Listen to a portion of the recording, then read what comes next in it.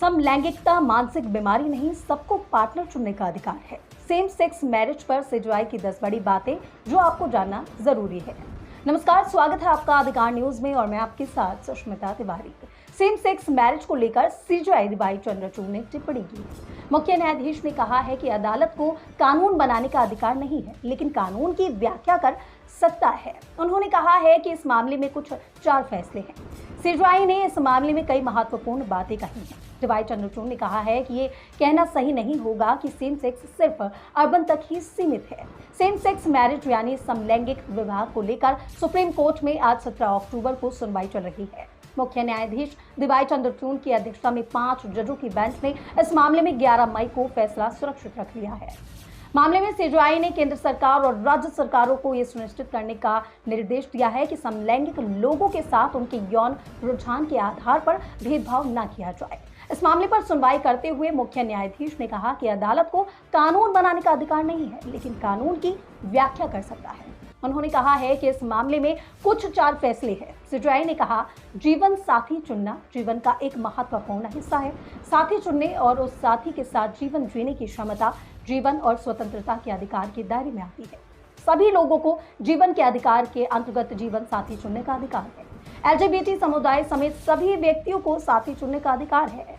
D Y Chandrachud ने कहा कि ये कहना सही नहीं होगा कि सेम सेक्स सिर्फ अर्बन तक ही सीमित है। ऐसा नहीं है कि केवल अर्बन एलीट तक सीमित है। ये कोई अंग्रेजी बोलने वाले सफेद पोश आदमी नहीं है जो समलैंगिक होने का दावा कर सकते हैं, बल्कि गांव में कृषि कार्य में लगी एक महिला भी समलैंगिक होने का दावा कर सकती है। शहरों में रहने वाले सभी लोगों को कुलीन नहीं कहा जा सकता। समलैंगिकता मानसिक बीमारी नहीं है, ये आप जान ले। सीजेआई ने कहा कि विवाह का रूप बदल गया है। ये चर्चा दर्शाती है कि विवाह का रूप स्थिर नहीं है। सती प्रथा से लेकर बाल विवाह और अंतर्राज्यीय विवाह का तक बदल जाना ऐसा दर्शाता है। डीवाई चंद्रचूड़ ने आगे कहा कि प्रेम मानवता का मूलभूत गुण है, शादी करने का कोई मौलिक अधिकार नहीं है।